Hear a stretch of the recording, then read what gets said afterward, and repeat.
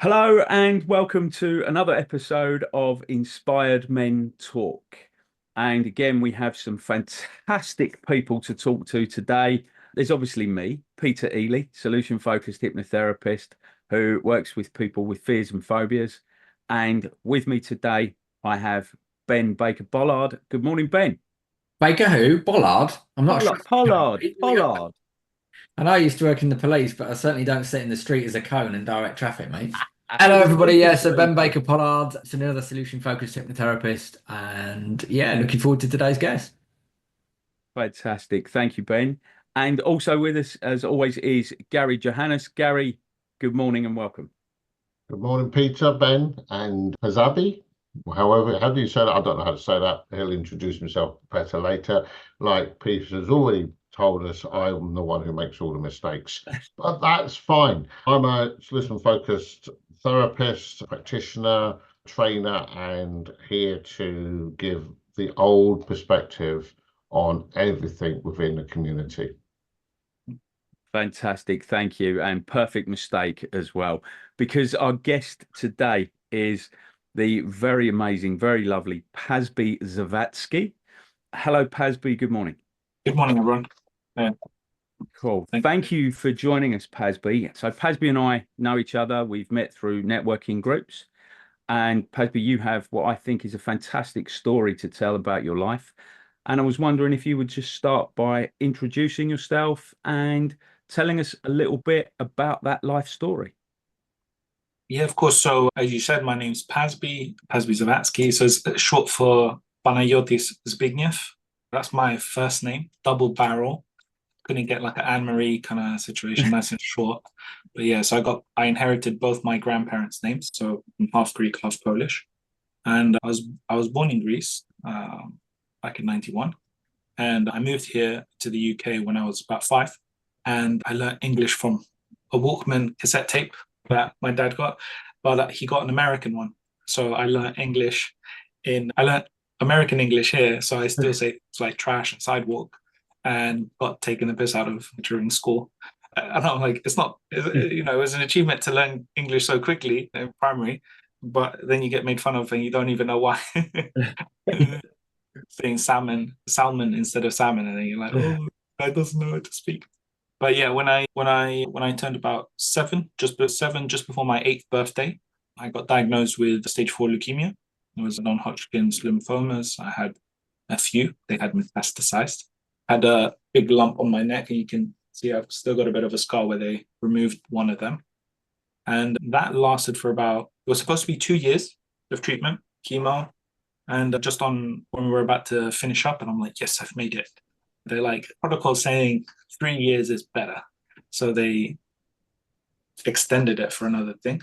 During that time, I actually had some complications with an operation, and I lost the ability to walk.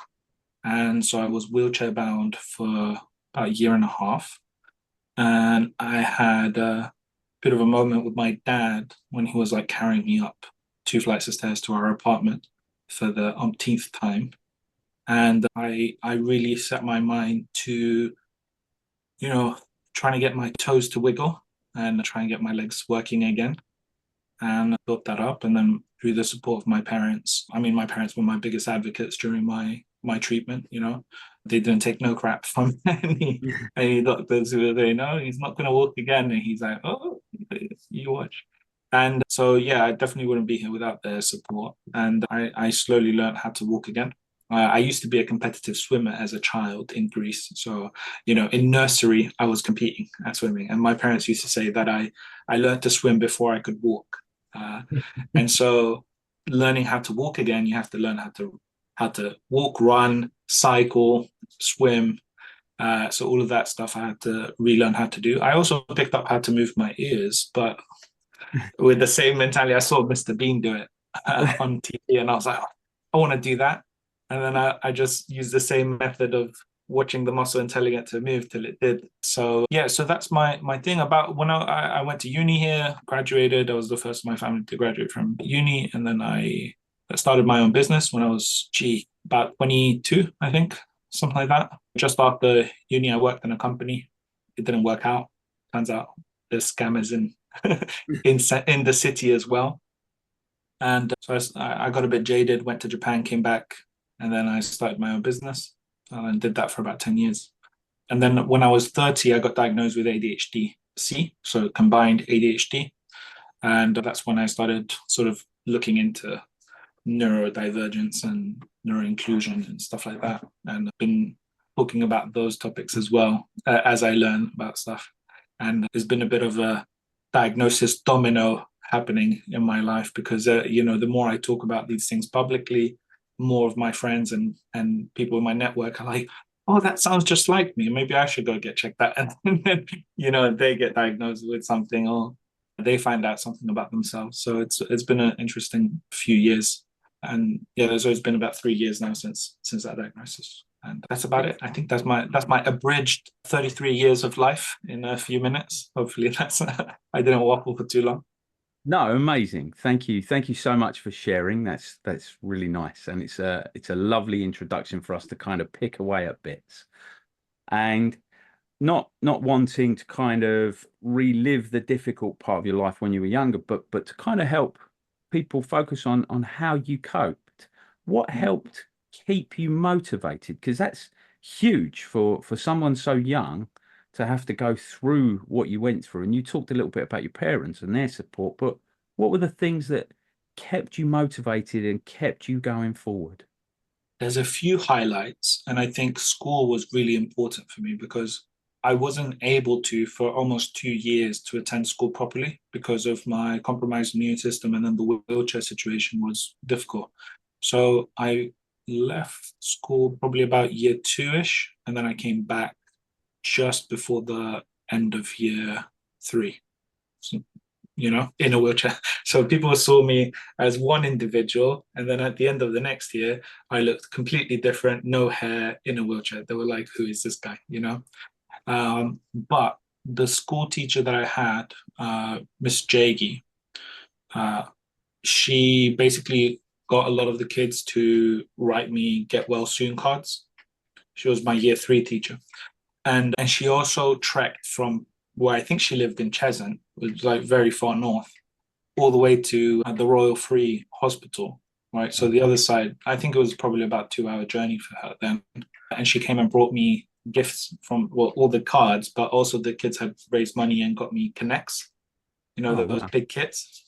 And so it was various little moments like that that really brighten up your day. So I was in a group of about 12 or 13 kids in my ward that had similar conditions to me. I think we were all cancer patients. And unfortunately, only, I think 2 of us made it, out of all those kids. And we're talking with like the best medical support we could get. And I think a lot of them, unfortunately, gave up. Like I know of one child who, she was much younger than us. She was, I think at the time, maybe about 4. And she basically stopped taking her medication because she was fed up and then quickly deteriorated, So it was, I think, having those little interventions from other people, having people who I didn't think cared about me that much, a teacher in school or classmates who you haven't seen in a year, to write you all those cards and stuff. But it's really, it really makes a difference. And it was just a lot of those little pleasant things that happen along the way that give you a lot more hope. Even when I couldn't go to school, there was a little school department in the hospital. So they could take you there and you could do lessons, which I really enjoyed.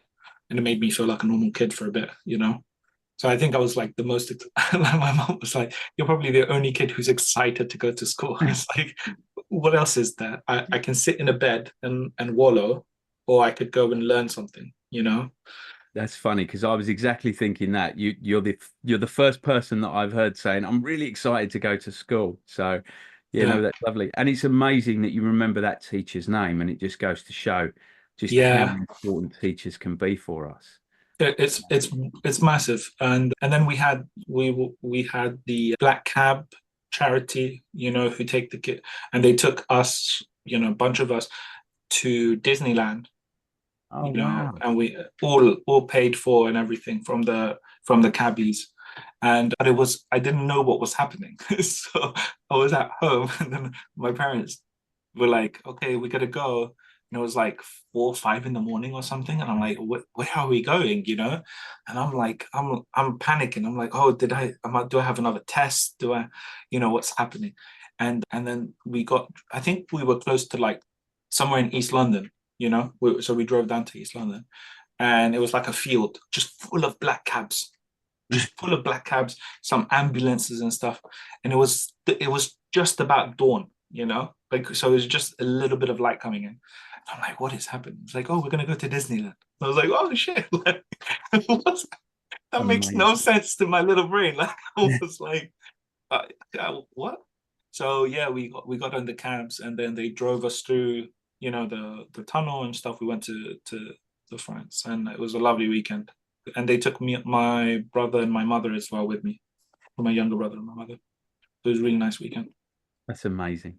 Yeah. And one of the things that you said that I really liked there was that you had hope. It gave you hope, and hope is such an important thing for people who are going through a difficult time. So that's lovely. I want to bring Gary and Ben in. Jens, do you have a question for Pazbi? I have an observation, and it's a bit of a strange one. But Pazbi, your role model, Pazbi. I'm sorry. That's how they say my name in Japan, by the way. Sorry. But your role model was Mr. Bean. Yeah. I mean, explain. Yeah, I think Rowan Atkinson is an amazing actor, and Mr. Bean, I used to watch all of it. When he like comes in from space, basically. I found out this theory when I was much older, that he's actually an alien pretending to be. Because he comes from that like giant light, and then he lands on Earth, and then he's so weird, and he doesn't speak much. I didn't know that. Yeah, so the concept is that he's basically a human pretending to be learning the ways. An alien learning the ways of how to be a human, and that's why he's so hilarious, and he does everything so weird, and he copies people and all these stuff. But I just love that sort of Charlie Chaplin-esque physical humor, The other thing I wanted to point out is it was so good. We've all met lots of people who've been through difficult times in their lives, in their childhoods, but you picked out all the things which were lovely. Going to Disney, but the whole field of black cabs, the lovely things, all the way, the parent support, the hospital, the little school place in there, the teacher traveling 2 hours. You notice all the good things, and you remembered them clearly, the clarity of your memory of all the positives. Yeah. It's what we talk about with clients all day long, and you do it naturally. You got excited by the present you got. You get excited by going to school. You got excited by going to Disney. No wonder Mr. Bean has been such a big influence. So yeah, I'm already very, very impressed with what you do and what you've done. Thank you. I think it's important to really focus on the positives, especially in general in life, because it's one of those things where there's that expression that we'll laugh about this in the future, and it's always the case. Everything seems so much worse in the moment, and so if you can try and pick that silver lining from that situation, that's what ends up being the memory about that, and I think that's a better approach to it than just I don't like wallowing on stuff, because one of my favorite expressions that I heard was, if you don't like where you're at, move. You're not a tree. And it stuck with me for like 2-3 decades now. But yeah, that's my approach to things. So I'm always, what's the lesson? If I fail at something, what's the lesson? So it's not a failure, it's just an obstacle, Or if I've had a really bad situation, then at least there's something funny about it. I think so. Maybe in 5 years' time you can laugh about it. You've been through a massive challenge in your life, and you're at that point now where you're looking at stuff in the positive. I think of I can't remember the name of the person who says it, but it's on a a podcast that I heard where the lady says life is painful because it's freaking hard, but suffering is a choice. What was it that enabled you when you were as that kid to be able to turn that around in your mind? How did you get from that diagnosis to being probably in quite a dark place to being able to say, actually, no, I am going to walk again. I am going to get through my cancer. And you didn't give up like the 4-year-old that you talked about.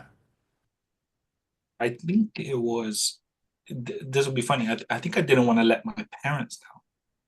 I think that was a big one because I could see how much they were putting into the situation, staying up, coming with I don't think my mum was working at the time just to look after me, And so my dad, who was working, I don't know how many overtimes he would have to do at a job I know he didn't enjoy, and then come home and have to carry me up 2 flights of stairs to our apartment. I know how much of a drain that was on them, both physically and mentally. And I mean, I can say it now eloquently, but, as a kid, you sort of sense it, that you are becoming a burden. And so I think a lot of it was that motivation of how can I not be a burden to the people that I love, and that really pushed me through a lot of it, especially with because it's when you hear a doctor saying, look, we don't have your hopes up that he'll walk again. Then you're like, oh shit, like I'm not going to walk, So it's very easy to just accept that. And I did for a while because, why would I doubt the doctor who has been looking after me? But I saw that my parents often challenged the doctors. I saw them argue with them. Like my dad almost got kicked out of the hospital one time because I had a really bad infection. This was maybe about 2 years into chemo. I had a really bad infection. And this was so dumb because it could have been so preventable. They had a nurse who was allergic to latex and had her own gloves that she would reuse. Wow. Like contemplate that she's working with kids who have compromised immune systems and is using reusable gloves. So the only one she's protecting is herself, right? Like, oh, I'm not going to get any of that icky blood on me. Yeah, but you're cross-contaminating people, right? Yeah. So I got really sick. This was usually about Christmas time. I would always get really sick, So I was really glad to have Harry Potter books coming out just before Christmas and a bit of escapism. But this time I got really sick. I was emaciated. I couldn't eat and stuff like that. So they put me on a drip for potassium because I was basically just cramping constantly because I wasn't getting any nutrients. And my dad was telling me he needs sodium.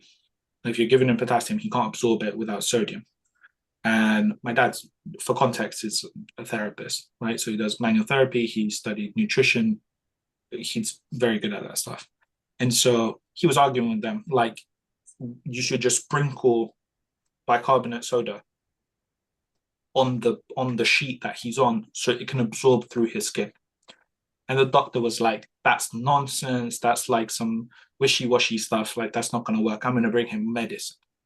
And so I'm there suffering for a few hours. He comes back like literally 4 or 5 hours later, and he brings a little tube and he goes to my dad, this will help him, medicine. And my dad takes it and he looks at the main ingredient, number 1, which is like the first ingredient on a product is the active ingredient. It's like what has the most of it. And it's sodium bicarbonate. He's like, read that, you like, we could have just sprinkled some sodium bicarbonate and it would have done the better thing, So I think having those experiences of seeing my parents argue with them shook my inherent belief that what the doctor says is always right. And so I think that gave me the sort of mental flexibility to be like, okay, if they're not always right, maybe they're wrong about this. Maybe I can walk again, What's the harm in trying? Let me try and wiggle my toes. Have you seen Kill Bill when she's like wakes up and she's like wiggle my toes? Obviously, I saw this like 10 years later, but I never resonated with the character more than that scene, And I was like, oh, I did that too. There, So Yeah. That's a brilliant story, and one which is quite close to my heart as well, as some of the other guys on here will know, because I've actually been through that experience as the parent. Mm. Probably be just as angry at times Yeah. I've ever been with my children, or one of my children, who sometimes comes on a podcast. It's an interesting story. That the question I've got, which might change that or might just add to it, how stubborn are you? Because my son, who decided against all the stories from the doctors and the white coat said, you never, never, never, he went, yeah, I will. And he was stubborn that he was going to. So, yes, there's a side where you didn't want to let your parents down and things like that. But how stubborn are you to, because that's hard work to put through that. It's like, you've got to go, oh, I'm not going to give up. Yeah. I don't know if I have changed, because currently I wouldn't say that I'm stubborn. I tend to have an open mind about most things. Are you determined? Determined for sure. Like if I do set my mind to something, then I'm gonna follow it through as much as I So can. it's just a different frame of the same word? Yeah, I mean, in the point of view that if I have an opinion on something and then somebody debates me on it, I'm willing to change my opinion on something. Yeah. You know what I mean? Like That's if intelligence. new stuff comes in, then I'm like, okay, I'm not gonna I'm not gonna stick with it just because I'm happy to accept You're that not I'm bloody wrong and minded. stuff. Yeah, that's the thing. I think that's the expression. Yeah. Well, So I just wondered how far that determination, stubbornness, or whatever we want to call it, has now affects what you do now in life. yeah, I mean, I I think it does. I think most of the things I do are affected by. It's tough. I think it's a difference between desire and sort of like willpower situation. I have the desire to do a lot of things, but I can only put my willpower behind a few things.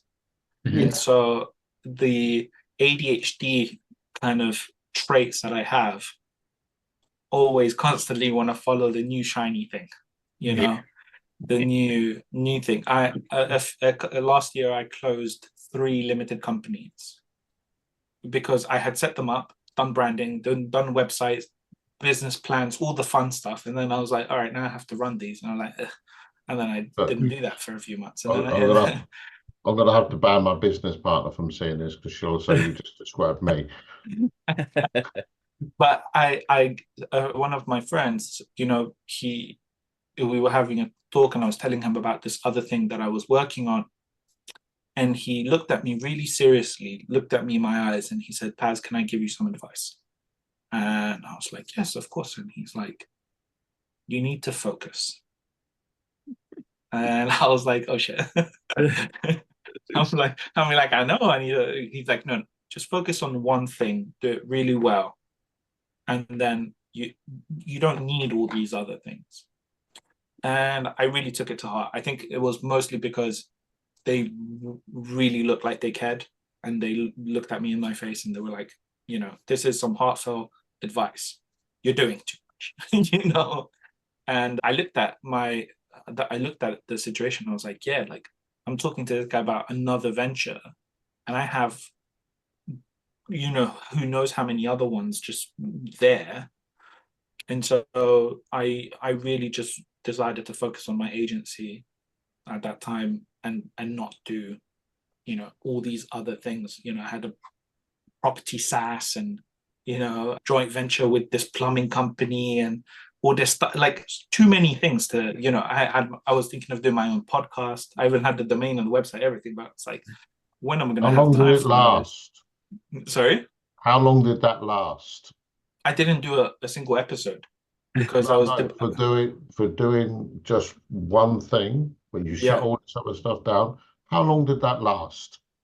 No, it's still ongoing. Wow. I've just done it. Yeah.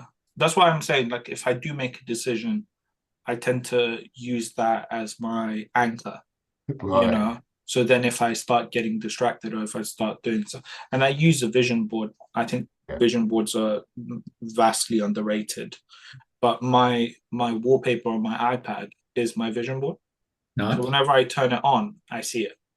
And then, so if all the decisions are there, so all I need to do is turn on my iPad. I'm like, okay, is what I'm doing getting me closer to that or not? And then let me change. What I'm hearing is that you're having to put things in place to stop you going after shiny things. Yes. Yeah.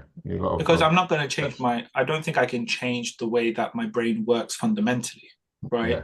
And I think it's a futile endeavor, right, to do so, to try and fight your nature.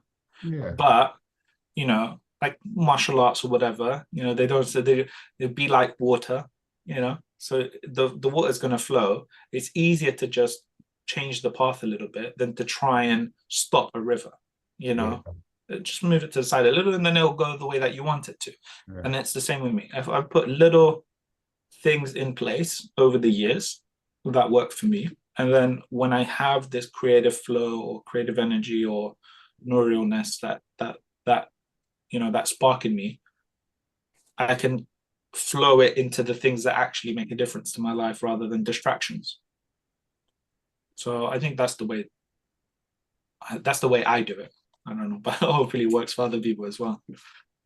Well, part of what we do on this podcast is kind of share ideas, because someone might be listening to this and then think, actually, that's a great idea, that might help me. So thank you for sharing that. And we've touched now on the ADHD piece. I know when we first spoke, you mentioned that it had a bit of an effect on you, the diagnosis. So do you want to just talk a little bit about that? What happened to you, how it kind of changed your perception of you? Because you were very eloquent when we spoke about that. Yeah, so I think I didn't have the words for it originally when it was happening to me, but as you learn more about yourself and psychology and stuff like that, you find the words. So what happened was with the diagnosis, I had an identity change, right? And so when people go through an identity change, their brain restructures and changes the neural pathways that they have based on their identity, right? So there's some core sort of, if it's a motorway of neurons and stuff, there'll be some junctions which are really important about who you are. And when that changes, all the roads that are leading from there sort of become disjointed. So it becomes harder for you to do the things that you used to be able to do when they relied on that part of your identity. And so for me, it was my diagnosis, but, for most men, it'll be when they become a husband or when they become a father, or, those are, big life-changing events, and they literally rewire how your brain works, And so stuff that used to be important to you no longer is, because you have other things that are more important now. Things that you used to be able to do or enjoyed no longer are. And so because your brain has to prioritize what the new identity is about. And so when that happened to me, I noticed that a lot of my, let's say, my spelling, I thought I was great at spelling, and now what I've noticed is I make a ton of mistakes. I just don't notice them, So I've had to get into the habit of either having Grammarly, which is a great extension, and it tells me, hey, this makes no sense, fix it, or just rereading everything out loud before I'm about to send it. And often you like, because it looks right, but then as soon as you read it, you're like, what was I saying? That doesn't make sense. Like, I'm missing a word here, or I wrote the wrong word. So I don't recall having those issues in the past before my diagnosis. Okay. I'm acutely aware of them now. And I don't know if that's just because I'm acutely aware that I might have dyslexia or something, I don't know. Or that I just, people with ADHD tend to make careless mistakes when they're typing because they're impatient, they're thinking ahead of what they're typing. So maybe I forgot some stuff. But because I'm aware of that now, I look out for it. Whereas before, maybe I didn't. So maybe I just have this false idea that before my diagnosis, I was great at writing emails and I never made mistakes and I was super accurate. But that's not the case anymore. So I have to make sure that I adjust my workflow to do that, you know? And you've talked a little bit there again about like kind of neuroplasticity, and you mentioned that you were able to kind of wiggle your ears by focusing on that. Do you think that those having that experience earlier on in your life, so having to relearn how to walk and having to change your brain, right? Because you will have had to have changed your brain to do that. Do you think that's Yeah. helped you cope with the ADHD? Probably. But like, it's hard to know. I don't have another brain to A/B test. You know, like it's just how I am. So, but I'm sure that that sort of resilience has helped me adapt to the situation quicker. You know, that I tend to be able to adapt to most things that happen, and so yeah. But I don't know if that adaptability is an ADHD trait or a resilience neuroplasticity trait. So yeah. Excellent. Jens, do you have any other questions that you'd like to ask Pazbi? I'm down to my last two questions. So is there anything else before I kind of hit in with those that you'd like to talk to Pazbi about or ask Pazbi? So I would say, yeah, I want to just slightly take you back a little bit, Pazbi, just to where I was sort of talking about that initial diagnosis you as a kid. I guess there's 2 points to this. If you were going to give advice to a parent whose child has just been diagnosed with something similar to what you were diagnosed with, what advice would you give them to help keep things going, help support that child? And if you're an adult who's got it, is there anything that you can transfer to the adult world of coping with a diagnosis for someone who's a man, for instance, who's been diagnosed with testicular cancer or something similar? Is there anything you can pull out of that, of your experience, that you would say these would kind of be your go-to tips? So I'm not a parent yet, so I don't have the sort of, I can't empathize with what it's like to have a child be sick, you know, from that point of view. Yeah, but you've got a great insight from being the child. Yeah, so from being the child, I would say being present is super important from the parent. I think it's very easy to, in difficult situations, to retreat from those difficult situations and or stop treating the child as a child and then more as a patient, you know, somebody who needs coddling and stuff like that. And so those, you know, if you're lucky enough to just go through it and then it's, you know, you're better and then that's it, great. But if you are one of the, you know, 80 or so kids who you know, 8 out of the, so who didn't make it, then you don't want the last sort of memories you have with your parents being just at a distance to avoid, you know, emotional contact because it's too difficult, or them being unavailable because they're too stressed about how they're going to juggle stuff and stuff. So I think it's just about being present with your child during that period, because those memories will last somebody's lifetime, you know, so either the kids or yours. And so they should be you should be the positivity that's in their lives, you know, because everything else is, like you said, hard and difficult, and you know, you're faced with your own mortality at a very young age. And so if you don't have that hope and pleasantness and love from your parents, then there's not much else left for you, you know. And I think for older people facing it, I've seen it, you know, with quite a few of my experiences. I worked on a translation for a book from a lady who has been suffering with cancer from a young age into adulthood, you know, and I translated that from Greek to English. And I think the important thing is to try and live as much of your life as possible without caring about what people think of you because you have no hair, or you've gained weight, or you have scars, or you have a tube coming out your chest, or whatever else it is. You have to try and live your life as normal as you can within your treatment and stuff, because otherwise you end up isolating yourself. You have to try and, when you're well, meet people and go outside of the house and touch grass, because there's something so emotionally draining about just being stuck in bed for 3 months. Like, not even emotionally, just spiritually. It becomes such a dark place, and then you can't even rest, because it's like, this is, the bed becomes the anchor of all that negativity. So then it's like, you're just there wallowing and being miserable, where you should be, being resting or having, sex or whatever. And then you're just there being like, the bed sucks because I can't leave this place. And so I understand that for some people during chemo, physically they can't, but at the earliest opportunity, or with the support of their friends and family, they need to do that.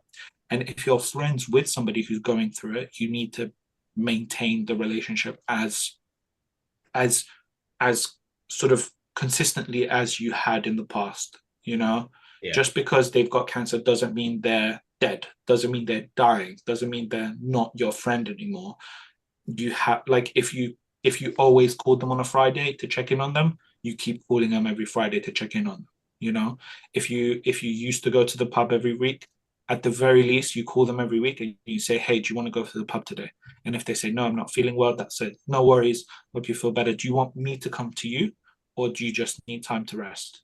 But you have to keep making those connections with people so they don't feel isolated, because that's where most people then give up, because they say, man, I've been sick for 3 months, nobody's been in touch, they're all scared to talk to me, they all feel like I'm gonna collapse if they give me a hug or anything. So, and then you just feel like, again, you're a burden. Yeah. That's when the negativity seeps in, and that's when you end up having really self-destructive thoughts. So I hope that answers the question. Yeah, that's great, mate. That's really good. Yeah. It's really good. What are the things you mentioned?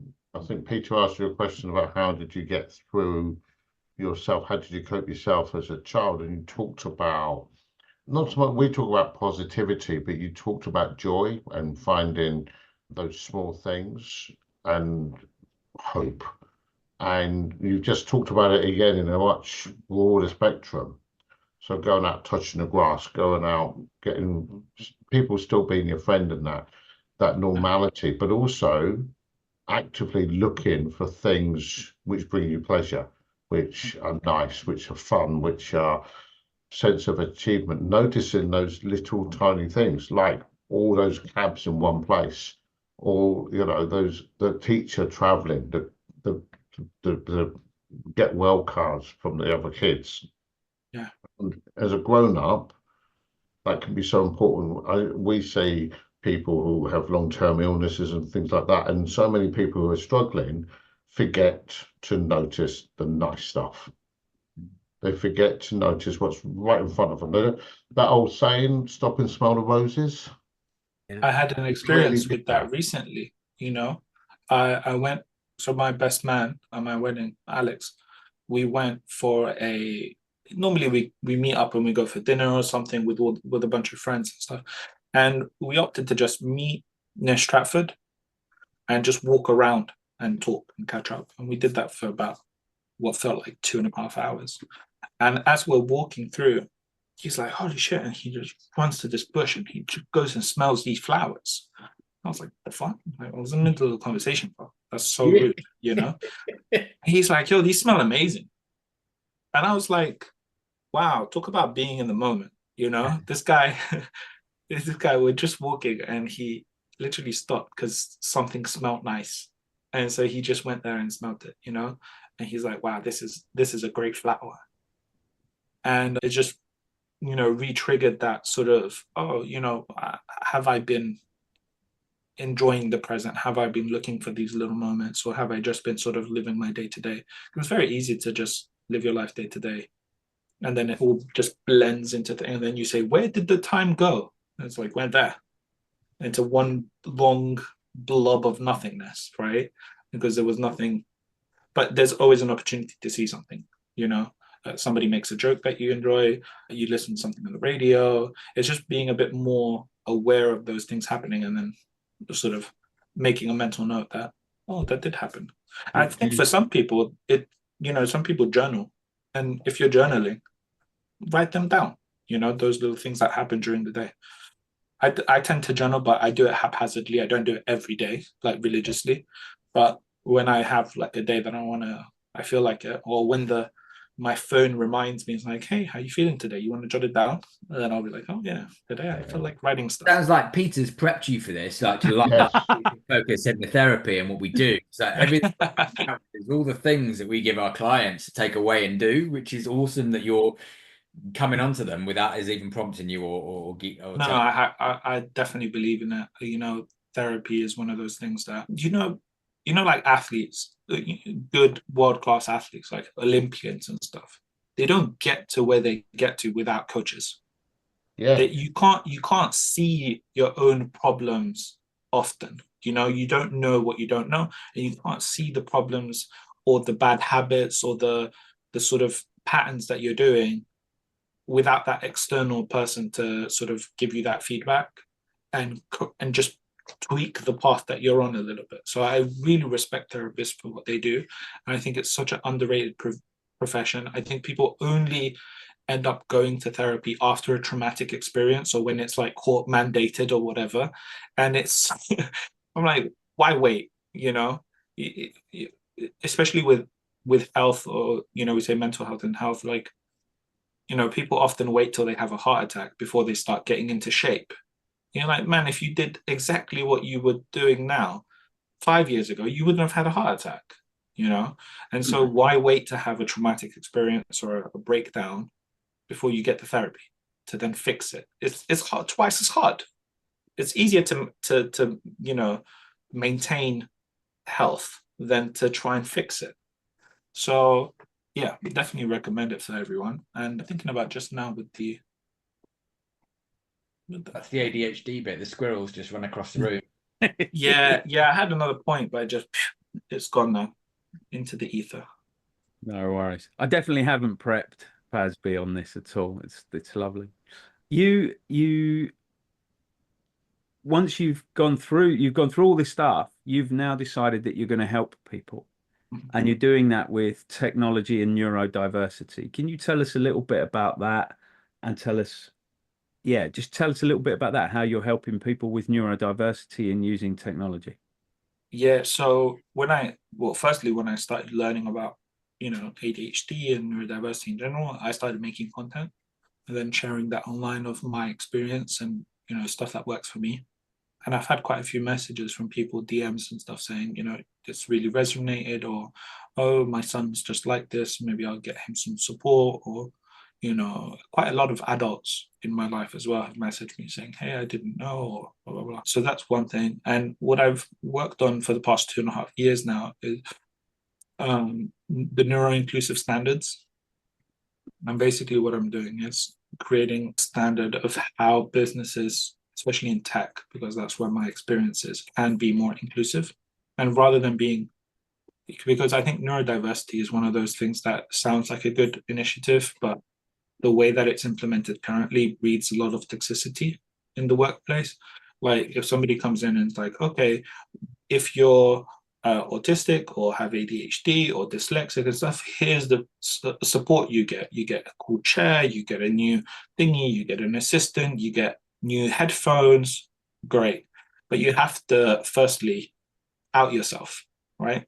You have to disclose your medical status to your employer, and then they might not give you a promotion. They might overlook you for other things, or they might take away some of your responsibilities because they have a preconceived notion of what it means to have a brain like that. And so you've got that aspect, but then you also have the toxicity of your colleagues, right? It's like, oh, why does Bob get cool headphones? And what the fuck? Like, that's not fair, And it's little petty things like that people might not talk about, but internally they start festering. And then they're like, oh, he doesn't work as hard as me and he gets bonuses, or they look after him and blah, blah, blah. Whoa, what? And it creates this sort of us versus them mentality in the workplace. and that's doesn't help anyone, right? So then the people who are neurotypical feel like they're betrayed by the workplace, and the people who are neurodiverse feel like, this place sucks anyway, because people bully me. So you end up, you do all these things as an employer, and it doesn't really help. So my neuro-inclusive standards, the goal is to create a level playing field for everyone, regardless of if they're neurotypical, neurodiverse, ADHD, autism, whatever it is. It should be one level playing field for every type of brain. And then the goal of implementing that is that it reduces your absenteeism, your churn and stuff like that. People will not be as burnt out. And that's just reducing it, because apparently like 25% of the workforce is neurodiverse. Like they've, and they just don't know it. Some of them, some of them don't want to identify as such, right? Like we were talking about identity before. Some people have ADHD and some people are ADHDers. Yeah, they embrace it. I noticed that a lot in the deaf community. I worked on a poetry event in BSL. I love sign language.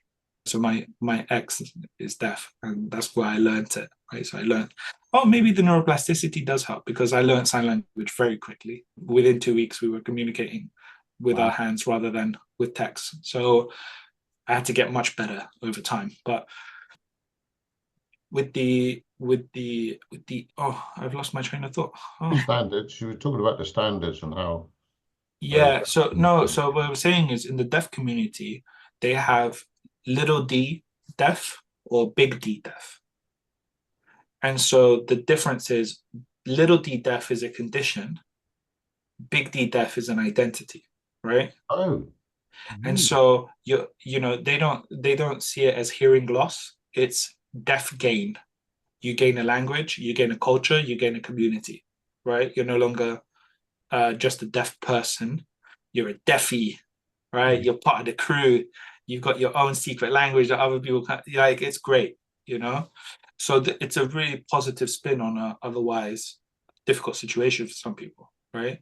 Because some people grow up hearing and then they have an accident and they become deaf, or they hard of hearing.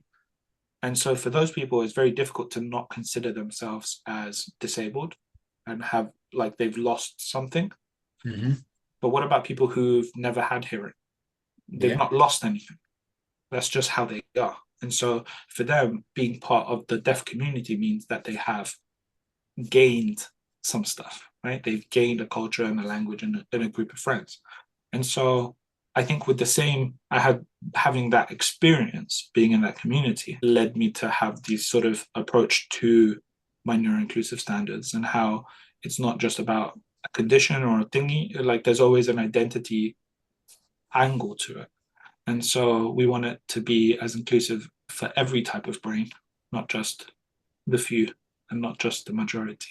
So supporting that is, you've come up with these standards, from what I understand. Yes. So push that out to the broader spectrum of employers. Yeah. So we're working on a few initiatives at the moment. I've been introduced to Birkbeck University. They have a really good psychology and occupational psychiatry department who are reviewing it. We have some independent consultants who work in the neurodiversity space who are also looking into it. And basically the rest is just about getting it into practice and getting the results. So for a company that has like 100 employees, if we can reduce their neurodivergent staff's rate of churn and absenteeism to the same level as neurotypical people, on average would save £60,000 a year for a company with 100 employees. And that scales. So, so it's definitely a worthwhile venture commercially, but also very worthwhile because the scale of that we can improve people's lives at is huge. Do you think it will benefit to help with a lot of the stigma what goes around neurodiversity? I think what my goal with it is with neuroinclusion is to get it to the point where we don't have those conversations of us versus them. It's it's the same. It's a similar challenge we have with race. It's not about not being racist. It's about being anti-racist, right? It's about making the world fair for everyone regardless. And I think the same should apply for mentally, like our brain types, neurotypes. It's not about not being discriminatory to people who have different like ways of thinking. It should be, and like we should be against that notion completely. It should be everyone gets treated the same regardless, right? And so then you shouldn't have stigma. You shouldn't be, if it's one of those things that doesn't make sense in society because we're all like educated, blah, blah, blah. And then you have situations where people treat other people worse because they're, let's say, disabled. And you're like, you're one accident away from joining that group. Yeah.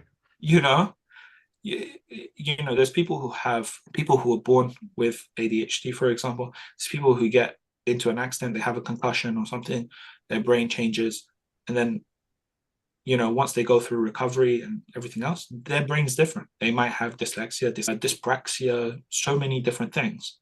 And so it makes no sense whatsoever to create barriers for other people, because you could easily join that group, especially from a mental point of view. But just in general, it doesn't make sense, So I hope that we can get to a point where, that's my optimism coming through. But I hope we can have a world where, kids grow up and there's no difference, because that's all learned anyway. That's something that somebody has taught someone to do, Yeah. And so hopefully we can get past that. Amazing. Thank you so much, Pazbi. My last question to you before I give you the opportunity to tell us all about Kick-Ass Online is Ben is off to Japan in April. Lovely. There, where should he go? What do you recommend? So are you going to Tokyo? Yes, and Hiroshima. Okay. So in between those, there's a lovely city called Osaka. It has some of the finest food in all of Japan. Loads of street vendors and stuff. I preferred it to Tokyo. I mean, you could do most of the big sites in Tokyo in about a week, and then just leave and then go somewhere else. April is a very interesting period because you've got all the sakura blossoms and everything. So you've got, but it starts from the south and it goes up. Cool. Because they're just across the equator like that. So you might be catching the end of it as you get into, if you start in Tokyo. But yeah, I don't know, man. There's loads of stuff to do. If you can see some sumos, spring's about the time when they start doing matches. Like best seats in the house, probably like £100 because of the conversion rate. So definitely worth, because here they're coming to London. I look at the price, it's minimum £1,000 for like just a normal seat. And then like the boxes are like 6.5. So I was just like, I've been waiting 37 years for the sumo to come back to the UK, and then they rinse you. So it's cheaper to just go to Japan and watch them there. And you'll be walking a lot. You'll be walking a lot because that's just part of the culture. Bring an umbrella everywhere you go. You can get them from most convenience stores, but the rain is random and unrelenting. Usually when I was there the first time, the people were like, oh, you're a tourist. And I was like, what gave me away? It's like, you have no umbrella and it's me. And I was like, okay, what does that mean? It's going to rain today. And I was like, where? It's like 35 degrees and it's sunny. And it's like, and it will rain and you will not have an umbrella. And I was like, okay. And then I fell victim to that. Yes. Yeah. So it's awfully humid. So when it does rain and it's like 30 degrees and I was in a vest, a little tank top and shorts with an umbrella. It's like the most insane scenario. So you should be fine. You should be fine if you're there just in April time. But if like later towards the end of April, May, that's when it starts getting a bit risky. Cool. But yeah, go Tokyo, Osaka, Kyoto is very worthwhile visiting. That's the old capital of Japan. People still walk around in kimonos. They have lovely temples there that you can go up. There is this old temple and it has the sort of equipment of this monk. and he used to train every day, like muscle training. And so his staff weighs like 150 kilos and his shoes are like 50 kilos each. So you can try and lift them. It's quite fun. But yeah, there's so many things to do, but definitely check out as much as you can. And if the problem is you're going far, there's a JR rail pass that you can get that gives you a discount on, you can use unlimited trains, even bullet trains. But the price went up, but you can get it by region. So you can just get Kanto. So you don't have to get the whole country. But if you do get the whole country, very worthwhile because you can just travel everywhere with a train. And the bullet trains are fast. They're so fast that if you try and take a picture, all the trees look like this. You know, so it's a great time. Yeah. Amazing. Thank you very much. Welcome. I feel like that was a proper advertisement for like the Japan Tourist Board. Amazing. Fantastic. Pazbi, thank you so much. So over to you. Tell us a bit about Kickass Online, what you do and how people can find you. Yeah, so Kickass Online, we build Kickass websites. We create modern websites that use AI to streamline processes and convert, clicks into customers, and you get more leads for your business. You can find us online at kickassonline.com. You can check us out on social media, or you can just Google Pazbi, and you will find me for the first 5-6 pages of Google. So that's quite easy as well. And feel free to connect on LinkedIn. Again, just search Pazbi, so Pazbi, and you'll find me. That's brilliant. Thank you so much. That's been really engaging. It's a little bit longer than we normally do, but it's been such a fascinating conversation. So thank you so much for your time. Pleasure. So that's the end of another episode of Inspired Men Talk. We hope you enjoyed the conversation. It's goodbye and thank you to Pazbi from me. Gary, would you like to say thank you and goodbye? Yeah, I was just unmuting myself.